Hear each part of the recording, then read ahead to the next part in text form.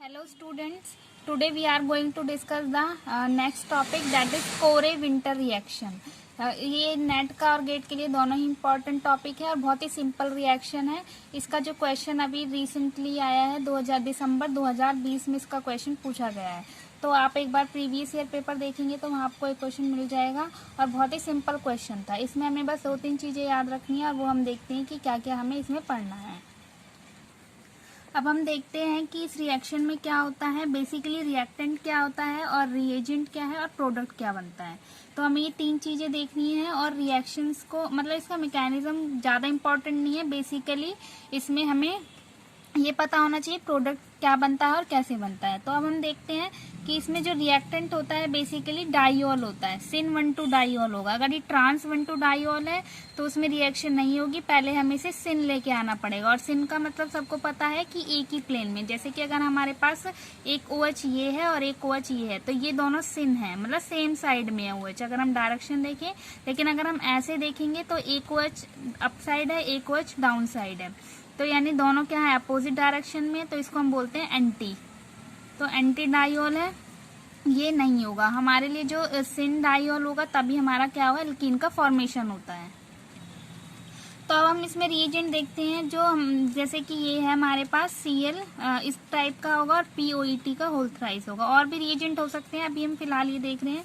और प्रोडक्ट हमारा जो बनेगा वो एल्कीन का फॉर्मेशन होगा। अब हम देखते हैं जैसे एग्जाम्पल, फर्स्ट एग्जाम्पल हमने लिया है। जैसे कि अगर हम देखें ये OH सेम साइड में है और हमारे पास ये क्या है, अगर इस टाइप का रिएजेंट गिवन है तो हमें ये आइडिया लग, क्योंकि हमें जो भी नेमिंग रिएक्शन होती है उसमें हमें रिएजेंट जरूर पता होना चाहिए कि अगर कि इस टाइप का रिएजेंट होगा तो क्या कौन सी रिएक्शन है। जैसे कि हम रीमर टीमन रिएक्शन देखते हैं और जितने भी नेमिंग रिएक्शन है निडॉल, तो हमें उन सबके रिएक्टेंट और रिएजेंट पता होते हैं तभी हम उन रिएक्शन को सॉल्व कर पाते हैं। इसी तरीके से हम ये कोरे विंटर एक नेमिंग रिएक्शन है, हमें भी इसका पता होना चाहिए कि यहाँ पर हमारा रिएजेंट क्या होता है और प्रोडक्ट क्या बनता है।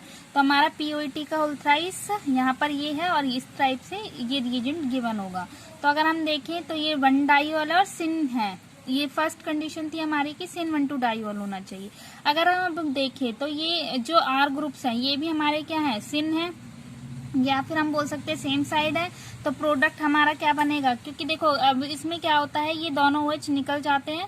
अभी हम देखेंगे किस तरीके से निकलते हैं और एल्कीन का फॉर्मेशन कैसे होता है। तो अभी हमें इतना याद रखना है कि जब डाइऑल होगा तो बेसिकली उससे क्या बन रहा है एल्कीन का फॉर्मेशन हो रहा है। तो ये जो 2 ग्रुप्स हैं ये क्या हो जाएंगे, जैसे ये दोनों ग्रुप हैं इनकी स्टीरियोकेमिस्ट्री चेंज नहीं होती, ये सेम रहेगी। जैसे कि अगर हम देखें दोनों ग्रुप सेम साइड है तो यहाँ पर भी हमारा प्रोडक्ट में क्या है सेम साइड है और यहाँ पर क्या बन गया एल्कीन बन गया। और हमें इतना याद रखना है कि जो प्रोडक्ट जो बाद में निकलते हैं साइड में गैसियस प्रोडक्ट निकलते हैं, जैसे CO2 निकल रहा है, H+POET का होल थ्राइस करके निकल जाता है। तो हमें ये चीज भी याद रखनी होती है। कई बार हमें एग्जाम में इसी से कंफ्यूज कर देते हैं। जैसे कि अगर हम 2019 का क्वेश्चन देखें दिसंबर का, तो वहां पर भी इसी तरीके से कंफ्यूजन में हमें ये साइड प्रोडक्ट से कंफ्यूज किया हुआ था, बाकी चीजें सेम गिवन थी। ओके, तो हमारा सिन 1,2 डाइऑल से हमारा यहाँ पर हमने देखा सिस एल्कीन बन गया। क्यों? क्योंकि हमारे यहाँ पर दोनों ग्रुप सेम है।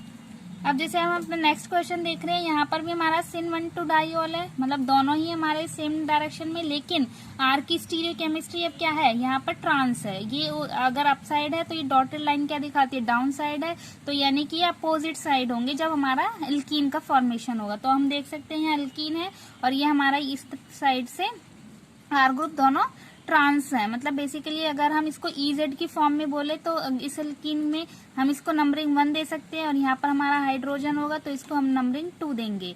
और यहाँ पर हमारा हाइड्रोजन है तो इसको जो बल्कि ग्रुप होता है EZ की नोमेनक्लेचर पढ़ते हैं तो वहां पर जो बल्कि ग्रुप होता है उसको नंबरिंग 1 देते हैं। बल्कि ग्रुप का मतलब जिसका मास नंबर ये ज्यादा होता है, तो वहां पर हम उसको 1 देते हैं और जो स्मॉल होता है उसको 2 देते हैं।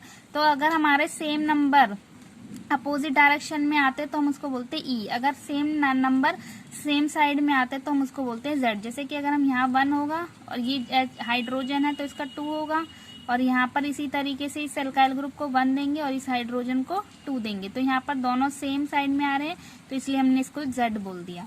ओके, तो हमने यहाँ पर स्टीरियोकेमिस्ट्री देखी कि जो R ग्रुप्स है वो सेम साइड थे तो सिन रहा यानी Z रहा, और अगर हमारे R ग्रुप अपोजिट साइड है तो E रहा। ओके, जैसे अगर अब हम देखें यहाँ पर हमारा आर ग्रुप है, ये भी आर ग्रुप है, लेकिन हालांकि दोनों की स्टीरियोकेमिस्ट्री सेम है, लेकिन अगर OH को देखें तो OH क्या है, हमारे एंटी है। लेकिन हमने देखा था कोरी विंटर के लिए जो फर्स्ट कंडीशन थी वो था कि जो डाइऑल होते हैं वो सिन होने चाहिए, यानी सेम साइड में होने चाहिए, लेकिन यहाँ पर अपोजिट है। तो पहले हमारा क्या करना पड़ेगा, इन दोनों, क्योंकि sp3 कार्बन में क्या हो सकती है, रोटेशन पॉसिबल है, और रोटेशन के थ्रू हम उन दोनों OH को ग्रुप कहाँ लेकर के आएंगे, सेम साइड में लेकर के आएंगे। तो इसको हमने यहाँ पर हमारा ट्रांस था डाइऑल, अब हम इसको क्या बना रहे हैं, सिन डाइऑल, या फिर हम सिस बोल सकते हैं। ओके, तो सिन डाइऑल बना रहे हैं। तो अगर हम देखें तो यहाँ पर हमने इसको रोटेशन कर दिया, और रोटेशन हम स्टीरियो केमिस्ट्री में पढ़ते हैं वहाँ अच्छे से। एक बार आप स्टीरियो देखेंगे तो आपको क्लियर हो जाएगा कि यहाँ पर इसको रोटेशन हमने किस तरीके से की है।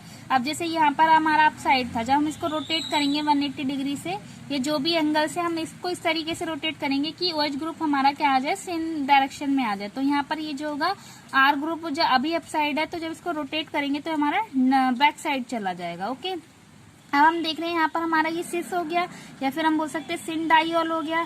तो अब हमारा जो है कोरे विंटर रिएक्शन इजीली हो जाएगी, और ये दोनों OH ग्रुप निकल जाएंगे, और हमारा क्या बन जाएगा, ई एल्कीन। अब देखो यहाँ पर तो रिएक्टेंट में हमारे जो आर ग्रुप थे वो क्या थे, सेम साइड में था, यानी अगर हम देखते तो यहाँ पर हमारा क्या है, आर ग्रुप क्या है, अब दोनों अप साइड थे, लेकिन हमारे यहाँ पर अब क्या हो गया, जब रोटेशन करी तो दोनों, एक अप साइड चला गया और एक मतलब अप साइड ही रहा, और एक डाउन साइड चला गया। तो इससे हमारी दोनों की स्टीरियो क्या हो गई, अब चेंज हो गई। तो हमारा जो प्रोडक्ट में क्या हुआ, ई एल्कीन फॉर्मेशन हुआ। तो हमें ये स्टीरियो बहुत इंपॉर्टेंट है, यहाँ पर ये याद रखना है कि OH ग्रुप हमारे सिन होने चाहिए, बाकी ग्रुप से हमें फर्क नहीं पड़ेगा, वो कहीं भी हो सकते हैं। तो मैंने ये बात यहाँ रिटर्न में लिख दी है कि एक बार देख सकते हैं कि जो दोनों OH ग्रुप है वो सिन होने चाहिए, यानी स्टार्टिंग प्रोडक्ट अगर हमारे एंटी डाइऑल है, ये ट्रांस डाइऑल है, तो उनको कन्वर्ट करेंगे किसमें, सिन या सिस कन्फर्मेशन में। ये इंपॉर्टेंट पॉइंट है, आप इसको देख लीजिएगा। अब हम देखते हैं मैकेनिज्म किस तरीके से होता है। तो बेसिकली मैकेनिज्म हम देखते हैं, जैसे हमारा ये रिएक्टेंट, ये सॉरी रिएजेंट यहाँ पर ये था, और रिएक्टेंट हमने देखा था सिन डाइऑल होता है। हालांकि जिसका मैकेनिज्म इतना इंपॉर्टेंट नहीं है, फिर भी एक बार हम देख लेते हैं कि किस तरीके से दोनों OH ग्रुप का एलिमिनेशन होकर के हमारा एल्कीन का फॉर्मेशन होता है। अगर हम देखें तो ये वाला जो कार्बन है, यहाँ पर इस C डबल बॉन्ड S है, तो बेसिकली अगर ये जो S है यहाँ पर, जैसे हमारे अगर हम देखें तो इस तरीके का हमारे कंपाउंड होते हैं। यहाँ पर हम देखें तो ऑक्सीजन लगते हैं, C डबल बॉन्ड वो क्या होता है, जो कीटोन्स होते हैं वो क्या होते हैं, इलेक्ट्रॉन डेफिशिएंट होते हैं इस ऑक्सीजन की वजह से, क्योंकि ऑक्सीजन इलेक्ट्रोनेगेटिव है। सिमिलरली हमने यहाँ पर क्या कर दिया, ऑक्सीजन की जगह पर सल्फर लगा दिया है। अब ये कार्बन, क्योंकि ये ऑक्सीजन और सल्फर दोनों ही क्या इलेक्ट्रोनेगेटिव है कंपेयर टू कार्बन, तो तब भी ये क्या कार्बन रहेगा, इलेक्ट्रॉन डेफिशिएंट रहेगा। तो ये जो लोन पेयर है ये इस पे अटैक कर सकते हैं इजीली एज अ न्यूक्लियोफाइल। तो फर्स्ट स्टेप में क्या होगा, ये यहाँ अटैक करेगा, और ये इस तरीके से Cl हमें पता है कैसे होते हैं, लिविंग ग्रुप होते हैं, और ये इस लिविंग ग्रुप की फॉर्म में यहाँ निकल जाएगा। इसी तरीके से सेकंड टाइम में भी OH अपने लोन पेयर से यहाँ अटैक करता है, क्योंकि दूसरा लिविंग ग्रुप भी प्रेजेंट है, तो ये भी हमारा यहाँ से निकल जाता है। तो इस तरीके से एक साइक्लिक ट्रांजिशन स्टेट बन जाती है, जिसको हम बोलते हैं थाइनोकार्बोनेट। तो ये हमारा इस तरीके से, अगर हम देखें तो 5 मेंबर रिंग, 1 2 3 4 5, तो इस तरीके से हमारी एक मेंबर रिंग 5 मेंबर रिंग बन गई। अब हम इसको दो तरीके से सॉल्व कर सकते हैं, इसके प्रोडक्ट जो इसका मैकेनिज्म है।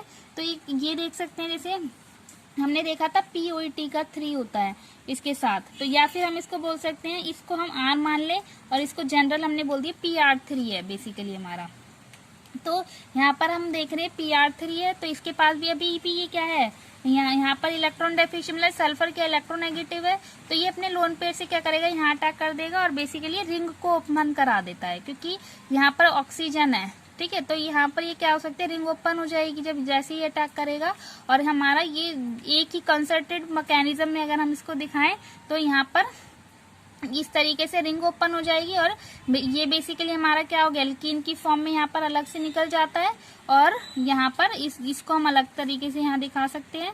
और बेसिकली इधर फिर हम देखते हैं कि CO2 निकल करके यहाँ से हमारा S डबल बॉन्ड PR3 निकल जाएगा, ये लाइट टाइप का बन गया यहाँ पर, और ये हमारा इस तरीके से निकल जाएगा। एक तो हमारा डायरेक्ट हम कंसर्टेड में दिखा सकते हैं, हम स्टेप बाय स्टेप सॉल्व कर सकते हैं। जैसे अगर हम देखें तो ये पहले स्टेप में क्या होगा, जैसे कि इसने यहाँ अटैक करा और ये जो डबल बॉन्ड है यहाँ शिफ्ट हो गया नेगेटिव चार्ज की फॉर्म में, बस इतना हुआ। अब हम इसको देखते हैं कि ये इस तरीके से भी निकल सकता है, मतलब कि दोनों ही स्टेप हमारे हो सकते हैं। यहाँ से निकल जाए इस एस डबल बॉन्ड Pr3 की फॉर्म में, और हमारा यहाँ पर क्या हो जाएगा, नेगेटिव चार्ज यहाँ पर कैरी करेगा और इस तरीके से फिर से हमारे यहाँ पर रिंग ओपन हो जाएगी। बेसिकली एल्कीन का फॉर्मेशन हुआ और CO2 निकल गया। तो हम दोनों ही स्टेप देख सकते हैं, उसमें कोई प्रॉब्लम नहीं है। बस हम देख रहे हैं कि दोनों ही मैकेनिज्म में हमारा क्या है, एल्कीन का फॉर्मेशन हो रहा है और CO2 निकल रहा है और प्लस में एस डबल बॉन्ड Pr3 बन रहा है, दोनों ही उसमें।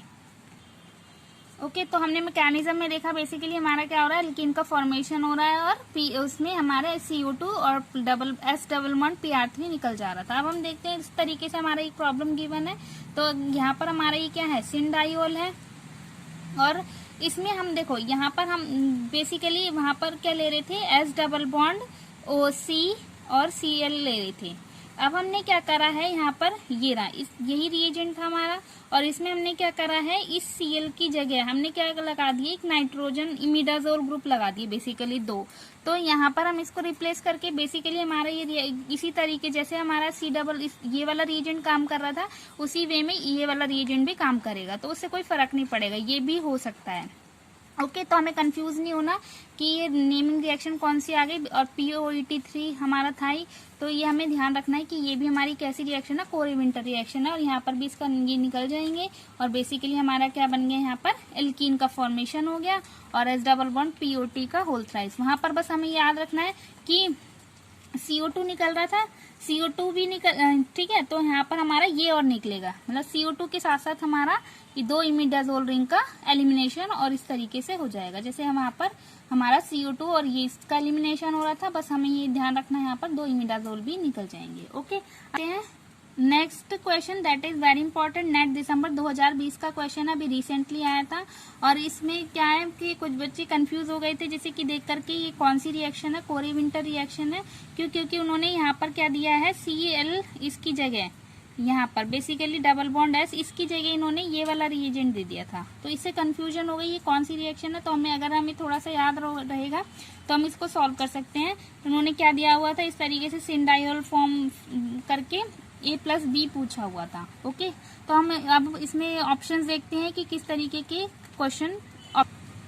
तो अगर हम देखें वहां पर कि जो हमारा बेसिकली रिएक्टेंट था तो वो इस तरीके से था यहाँ पर हमारा, तो ये अगर ये देखें तो ये जो दोनों OH ग्रुप है ये दोनों सिन है, और लेकिन ये R ग्रुप दोनों क्या है, अपोजिट डायरेक्शन में है। तो हमने देखा था स्टीरियो चेंज नहीं होती, वो सेम रहेगी। तो बेसिकली जब ये दोनों निकलेंगे तो E एल्कीन बनेगा। क्यों, क्योंकि अगर मैं इसको यहाँ से सॉल्व करूं, तो अगर हम इसको सॉल्व करें यहाँ पर तो इस तरीके से ये जब निकलेंगे तो बेसिकली हमारा ऐसे ही बनेगा, क्योंकि हमने देखा था स्टीरियो चेंज नहीं होती। तो बेसिकली हमारा अगर हम इसको नंबरिंग करें, यहाँ हाइड्रोजन है तो 1 और 2, 1 और 2, तो इस तरीके से अगर हम देखें तो 1 1 अपोजिट है, तो ये हमारी बेसिकली कैसी फॉर्मेशन हो रही है, ई एल्कीन की फॉर्मेशन हो रही है। ओके तो हम अब इसमें ऑप्शंस में देखेंगे तो हमें ई भी दिया हुआ और जेड भी दिया हुआ, तो हमें देखना है जेड वाले तो ऑप्शन इसी तरीके से कैंसिल हो जाएंगे, तो बेसिकली ई एल्कीन का फॉर्मेशन होगा। तो बेसिकली हमने देखा कि Z वाले हमारे कैंसिल आउट हो गए थे। यहाँ पर अगर हम देखें तो ये Z एल्कीन है। ओके तो क्योंकि हमारे दोनों एल्काइल ग्रुप सेम साइड है, यहाँ पर भी Z एल्कीन है, ये Z है ये Z है, तो दोनों कैंसिल हो गए। अब हम देखते हैं इन दोनों ऑप्शन में कोई एक हो सकता है। तो हमने देखा था कि जो साइड प्रोडक्ट निकलते हैं बेसिकली CO2 निकलता है, ना कि C डबल बॉन्ड, और इस तरीके से ये वाला हमारा नहीं निकलता, CO2 निकलता है, तो हमारा इसीलिए ऑप्शन ए करेक्ट हो जाएगा। ओके ये 4 मार्क्स में क्वेश्चन था, बहुत ही ईजी क्वेश्चन। अब हम देखते हैं नेक्स्ट क्वेश्चन। अब हम देखते हैं नेक्स्ट क्वेश्चन, दैट इज जैसे हमें ये दिया हुआ है ऑक्टीन दिया हुआ है, साइक्लोऑक्टीन। तो हमें इसमें हमने ये रीजन पढ़ चुके हैं, MCPB और एक्वस NaOH जो होते हैं ये एंटी डाइवल फॉर्मेशन कराते हैं। अगर आपको नहीं पता तो प्रीवियस वीडियो में MCPB रीजन जाकर के देख सकते हैं। वहाँ पर इसमें बेसिकली पहले इपॉक्साइड का फॉर्मेशन होता है और OH अटैक कराता है, तो बेसिकली एंटी डाइवल फॉर्मेशन हो जाता है। और नेक्स्ट स्टेप हम देखें तो ये हमारी कोरे विंटर रिएक्शन दी हुई है, S डबल बॉन्ड CCl2 और POET का होल थ्राइस या OMe का होल थ्राइस, कुछ भी ले सकते हैं। तो ये बेसिकली क्या हो गई, कोरे विंटर रिएक्शन हो गई और हमें B पूछा हुआ है। ओके तो हम क्वेश्चन सॉल्व करते हैं। तो हमने देखा कि जब MCPB और एक्वस NaOH है तो एंटी डाइऑल फॉर्मेशन होता है, तो हमारा एंटी डाइऑल हो गया।